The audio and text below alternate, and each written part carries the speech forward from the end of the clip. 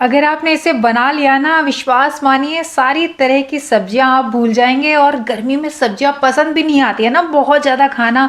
और सच बता रही हूँ, घर वाले इतनी तारीफ करते हुए नहीं थकेंगे, आपसे सब्जी मांगेंगे ही नहीं। अगर आपने इस तरह की चटनियाँ और ये वाला अचार बना लिया ना, तो बस सूखी रोटी भी अगर होगी ना, ठंडी रोटी होगी, गरम रोटी होगी, पराठे होंगे, किसी के साथ में भी ये जो मैं आपको आज की जो रेसिपीज एक साथ कैरी की चटनियाँ बता रही हूँ ना, दो चटनी है और एक अचार है। और ये देखिए सेकंड वाली चटनी जो है मैं खा रही हूँ इसे अजवाइन के पराठे के साथ में। देखिए सेंटर में आपको पराठे में अजवाइन दिखाई देगी और बहुत टेस्टी लगती है, बहुत टेस्टी। सच बता रही हूँ, मैं वॉइस ओवर करते वक्त भी मुझे इतना मुंह में पानी आ रहा है ना कि बस अभी मैं ये फटाफट से वीडियो आप लोगों के साथ शेयर कर लूँ और फिर से खाने बैठ जाऊँ। और ये अचार, भाई ये अचार तो हमारे घर के बड़े बुजुर्ग हो या फिर बच्चों के स्कूल के टिफिन के लिए बिल्कुल परफेक्ट रेसिपी है। क्योंकि देखिए कैरी का अचार बड़े बुजुर्ग जो है ना अच्छे से नहीं खा पाते हैं। अब आप समझदार हैं क्यों नहीं खा पाते होंगे,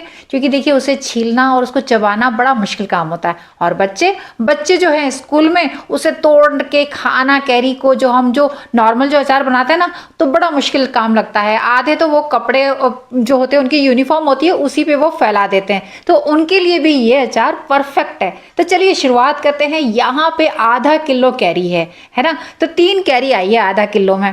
अब एक बड़ी है और 2 छोटी है। तो सबसे पहले बड़ी वाली कैरी से हम क्या बनाने वाले वो बताऊंगी। और ये सारे इंग्रेडिएंट्स तीनों रेसिपीज के हैं, लेकिन मैं आपको अलग अलग बताऊंगी। और जैसे जैसे बनाऊंगी ना, वैसे वैसे आपको कितना कितना क्या क्या किस में लिया है वो मैं आपको उसी समय बता दूंगी, क्योंकि नहीं तो वीडियो बहुत लंबा हो जाएगा कि अभी पहले मैं आपको इंग्रेडिएंट बताऊं और फिर बाद में मैं आपको रेसिपीज के साथ में वापस से बताऊं। चलिए शुरुआत करते हैं। यहाँ पे थोड़ी सी बड़ी एक कैरी है, इसमें उसको मैंने सबसे पहले देखिए हम तीनों कैरी को हमने अच्छे से वॉश करके पोंछ लिया और उसका जो छिलका होता है ना कैरी का, वो हमने पील कर लिया है। और सबसे बड़ी वाली कैरी को मैंने यहाँ पर कर लिया है इस तरह से कद्दूकस कद्दूकस करके मैंने उसे रख दिया साइड में। अब आप गैस हो या इंडक्शन हो, धीमी आंच पे एक बर्तन रख लीजिए और उसके अंदर मैंने डाल दिया है ये 1 टेबल स्पून दाना मेथी है। ये डूब जाए बस इतना सा पानी। जैसे ही पानी गर्म हुआ, हमें दाना मेथी को इस तरह से बॉईल करना है। बॉईल मतलब 1 या 2 उबाल आ जाए, बहुत बहुत ज़्यादा नहीं। आपको पता है दाना मेथी को अगर हमने बहुत ज़्यादा उबाल दिया, बहुत ज़्यादा बॉईल कर लिया ना, तो वो कड़वी हो जाती है। तो जैसे ही पानी में इस तरह से उबाल आए, आपको बंद कर देना है और इसे हम दूसरे बर्तन में शिफ्ट कर लेंगे। और इसको हम बाद में किस तरह से यूज़ करेंगे, फिलहाल इसको इस गर्म पानी में रहने देते हैं ताकि ये अच्छे से फूल जाए। फिर से हमने बर्तन रख दिया है, चाहे आप गैस पे रखें चाहे मेरी तरह इंडक्शन पे रखें। और हमने यहाँ पर जैसे ही बर्तन गर्म हुआ, हमने डाला यहाँ पे आधी टेबल स्पून सौंफ, 1/4 टेबल स्पून जीरा और उससे भी कम थोड़ी सी अजवाइन और 1 ड्राई रेड चिली। इनको अच्छे से भून लिया। एक बड़ी थी ड्राई रेड चिली, उसको मैंने यहाँ पर भून के उसे भी हमने अब ठंडा करने के लिए रख दिया है। अब देखिए इस दाना मेथी को कैसे यूज़ करना है। गर्म पानी जो था वो ठंडा हो गया है और अब इसे हम स्ट्रेनर से छलनी से छान लेंगे। बहुत ज़्यादा दाना मेथी तो है नहीं और बहुत ज़्यादा हम अचार बना नहीं रहे, तो ये चाय वाली छलनी में ही इस तरह छन जाएगी। और अब इसे नल के नीचे आप या फिर 1-2 पानी एक कटोरे में ही डाल के इसको अच्छे से वॉश कर लीजिए। दाना मेथी को आपको बिल्कुल भी मसलना नहीं है, बस हल्का सा पानी ऊपर से डाल के उसको वॉश कर लीजिए। और अब जो हमने मसाले भुने थे धीमी आंच पे, ड्राई रेड चिली, जीरा और थोड़ी सी अजवाइन, उसे हम इस तरह से दरदरा कूट लेंगे। मिक्सी का सहारा मत लीजिएगा, बहुत ज़्यादा मसाले नहीं है ये। यूं ही किसी भी खलबट्टे में आप आराम से इसको कूट लीजिए ठंडा होने के बाद में। अब दाना मेथी जो हमने स्ट्रेनर से छान ली थी और वॉश भी कर ली थी, उसे आप एकदम ड्राई कपड़े में इस तरह हल्के हाथों से पोंछ लीजिए। क्योंकि हम अचार बना रहे हैं तो ये थोड़ा सा ड्राई हो जाए तो ज़्यादा बेटर है।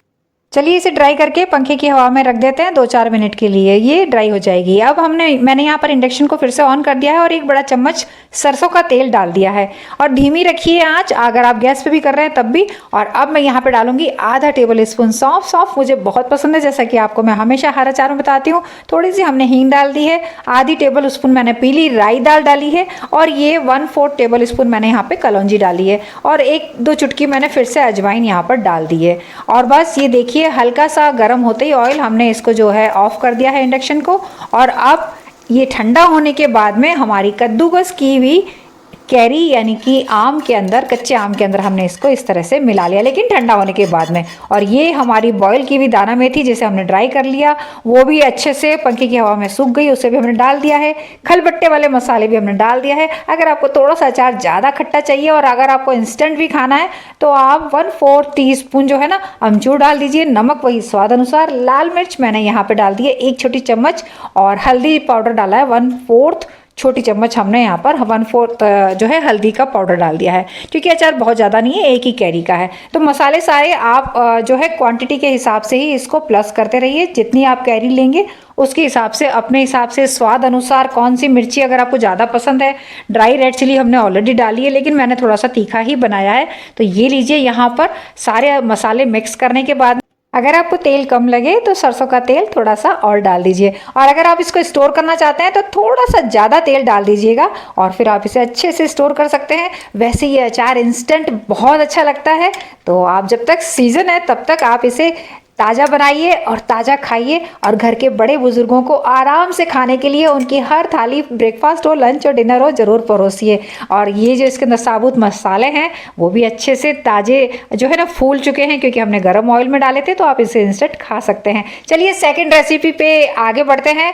और यहाँ पर मैंने रख दिया है इंडक्शन को फिर से ऑन करके एक बर्तन चौड़ा सा। एक लिया मैंने मीडियम साइज़ का प्याज जिसे मैंने बीच में से कट कर लिया है, और एक मीडियम साइज़ का टमाटर जिसे भी मैंने कट कर लिया है, और 4 से 5 लहसुन की कलियां। इन सबको हमने बिल्कुल सूखे बर्तन में, बिल्कुल ड्राई बर्तन में धीमे इंडक्शन किया है मैंने इसकी। जो अगर आप गैस पे कर रहे हैं तो आँच को बिल्कुल धीमा कर लीजिए। और कैरी को भी हमने चारों तरफ से काट के, दोनों साइड से काट लिए बड़े बड़े पीस, और उसको भी मैंने इसके अंदर डाल दिया है। ये जो ड्राई रेड चिली है मैं इसे बाद में डालूंगी, क्योंकि ये काफ़ी रोस्टेड है। मैं रोस्ट करके ही ड्राई रेड चिली सारा अपने पास रखती हूँ। ये हम इसे बाद में डालेंगे धीमी आंच पे। सबसे पहले मैंने देखी 800 पे, और फिर 500 पे, और फिर मैं बिल्कुल 100 पे कर दूंगी। जैसे ही मुझे लगेगा ना कि बर्तन गर्म हो गया है, और हम इसको ढक्कन लगा देंगे। और धीमी आंच पे, अगर आप गैस पे कर रहे हैं तो बिल्कुल स्लो आंच पे, क्योंकि ये हमें ना इसमें थोड़ा सा हमें स्मोकी फ्लेवर चाहिए। और बनने क्या वाला है वो आप मेरे साथ वीडियो के लास्ट तक जुड़े रहिए। लगभग 2 से 3 मिनट बाद में आप इसको पलट दीजिए सभी चीज़ों को, और देखिए इसके अंदर जो है ना, आपको ऐसा लगे ना कि नीचे से पकना स्टार्ट हो गया है, तो बस उसी समय आप इसको पलट लीजिए। उसके बाद में जब आपको लगेगा कि बर्तन पे चीज़ें चिपकने लग गई है, तो मैंने यहाँ पर मेरी तरह आप 2 टेबल स्पून सरसों का ऑयल, जी हाँ, स्मोकी फ्लेवर और सरसों का ऑयल, क्या चटनी बनने वाली है आप सोच नहीं सकते। चटकारे लेके आप इसे खाने वाले हैं। तो देखिए चारों तरफ से ये अच्छे से हमने इसको भून लिया सभी चीज़ों को। बस इसी समय, क्योंकि देखिए अब ऑयल भी डल चुका है बर्तन में, तो हम यहाँ पर डाल देंगे हमारी 1 से 2 ड्राई रेड चिली भी। और मैंने यहाँ पर थोड़ा सा ऑयल और डाला है बीच में, और उसमें डाल दिया मैंने आधी छोटी चम्मच जीरा, और इसको भी हम तड़कने देंगे। आंच बिल्कुल, आप देख रहे हैं मेरी 100 पे है इंडक्शन, आप भी बिल्कुल गैस पे धीमी आंच पे रखें। थोड़ी ही देर में आप देखेंगे कि जो टमाटे का छिलका है ना वो बिल्कुल अलग हो गया है। बस इतनी ही देर आपको इनको इस तरह से स्मोकी फ्लेवर आ जाए, इस तरह से इसको सेक देना है सभी चीज़ों को, जब तक कि टमाटर का छिलका टमाटर से अलग ना हो जाए। और कैरी देखिए कितनी सॉफ्ट हो गई है। तो यहाँ पर मैंने टमाटर के छिलकों को हटा दिया है, और अब इसे होने देंगे ठंडा। ठंडा होने के बाद में आपको इसको मिक्सी में पीस लेना है। लेकिन इसके साथ में हम और क्या डालने वाले हैं वो भी साथ साथ बता देती हूँ।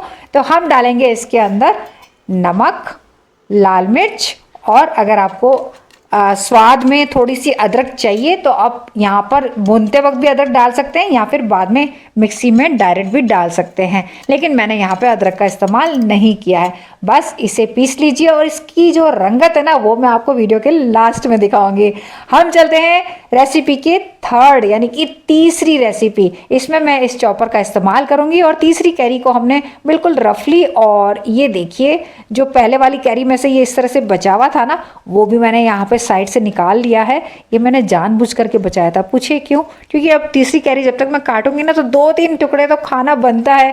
कौन कौन मेरी तरह इस तरह से कैरी को काटते हुए, कैरी को, कच्ची कैरी को खाने के शौकीन है? कमेंट करके जरूर बताइएगा। और आप लोग ये रेसिपी कहाँ से, कौन से देश, कौन से शहर से देख रहे हैं, ये भी मुझे कमेंट करके बताइएगा। और रेसिपी प्लीज़ अगर आपको पसंद आए तो आप लोग कमेंट करके ये भी बताइएगा कि मेरी रेसिपी आपको पसंद आ गई है। मैंने यहाँ पे 2 ग्रीन चिल्ली भी कट कर ली है और थोड़ा सा हम यहाँ पर जीरा भी लेंगे। सभी चीज़ें आपको साथ साथ बताऊँगी। सबसे पहले मैंने चॉपर में प्याज को चॉप करके, मीडियम साइज़ का प्याज था उसे चॉप करके साइड में रख दिया। उसके बाद मैंने यहाँ पर चॉपर में ग्रीन चिल्ली और कैरी, हरी मिर्च, थोड़ा सा हरा धनिया, जीरा, नमक स्वाद अनुसार और थोड़े से पुदीना के पत्ते और लाल मिर्च, साथ ही मैंने यहाँ पे डाली है 4 से 5 लहसुन की कलियां। इन सभी को हमने यहाँ पर अच्छे से चॉप कर लिया है। प्याज मैंने पहले इसलिए चॉप किया क्योंकि देखिए चॉपर थोड़ा छोटा ही है तो बहुत सारी चीज़ें इकट्ठी एक साथ हो जाएगी तो फिर वो मेरे से चॉप हो नहीं पाएगी। तो यहाँ पर सभी बाकी की चीज़ें भी चॉप हो गई और ये चॉप किया हुआ प्याज मैंने इसमें डाल दिया है।